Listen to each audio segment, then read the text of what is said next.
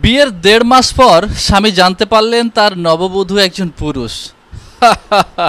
বিষয়টি হাস্যকর হলেও এটাই বাস্তব। ফেসবুকে প্রেম, অতঃপর বিয়ে, তারপর ১.৫ মাস সংসার করে জানা গেল নববধূ একজন পুরুষ। এমনই এক চাঞ্চল্যকর ঘটনা ঘটেছে রাজবাড়ীর গোয়ালন্দ উপজেলায়। ভুক্তভোগী মাহমুদুল হাসান শান্ত যাকে বিয়ে করেছিলেন সেই নববধূ আসলে একজন পুরুষ।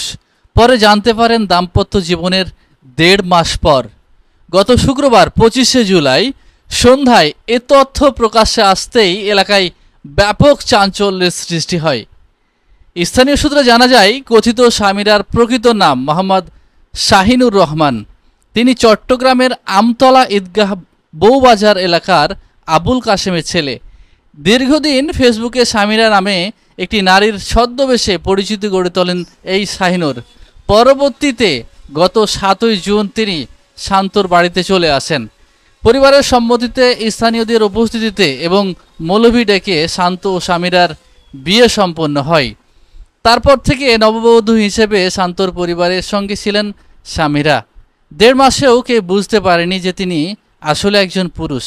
তবে সম্প্রতি তার কিছু আচরণ দেখে পরিবার ও শান্তর মনে সন্দেহ তৈরি হয়। শুক্রবার বিকেলে নিশ্চিত হওয়া যায় যে স্বামীরা প্রকৃতপক্ষে একজন পুরুষ। এই খবর ছড়িয়ে পড়তেই এলাকায় হইচই শুরু হয় এবং ঘটনাটি দ্রুত সামাজিক যোগাযোগ মাধ্যমে ভাইরাল হয়ে যায়। শান্ত গণমাধ্যমকে জানান, ফেসবুকের মাধ্যমে স্বামীরার সঙ্গে আমার পরিচয় হয় এবং প্রেমের সম্পর্ক গড়ে ওঠে। পরে সে হঠাৎ আমাদের বাড়িতে চলে আসে। পরিবারের সিদ্ধান্তেই আমাদের বিবাহ সম্পন্ন হয়।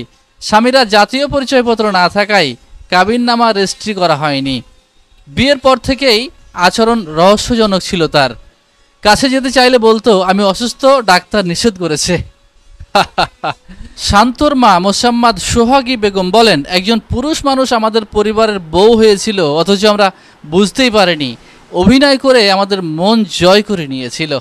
এদিকে ঘটনা প্রকাশ হওয়ার পর শনিবার ২৬শে জুলাই সকালে পরিবারের পক্ষ থেকে শাহিনুরকে তার বাড়িতে পাঠিয়ে দেওয়া হয়। এ বিষয়ে শাহিনুর রহমান ওরফে সামিয়া বলেন, আমি স্বীকার করি শান্তর সঙ্গে যা করেছি তা অন্যায়, কিন্তু আমার হরমোনজনিত সমস্যা রয়েছে। ছোটবেলা থেকে আমি নিজেকে মেয়ে হিসেবে কল্পনা করি। মেয়েদের মতো পোশাক পরতে, সাজতে আমার ভালো লাগে। এজন্যই এই জীবন বেছে নিয়েছিলাম।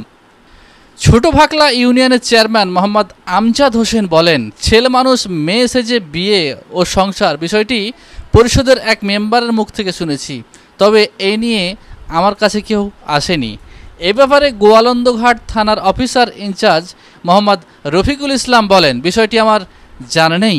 বিষয়টি নিয়ে এখন পর্যন্ত কেউ কোনো অভিযোগ করেনি, তবে অভিযোগ পেলে তদন্ত সাপেক্ষে আইনগত ব্যবস্থা নেওয়া হবে। বিষয়টিকে আপনারা কিভাবে দেখছেন? আপনাদের মূল্যবান মন্তব্য কমেন্ট করে জানান।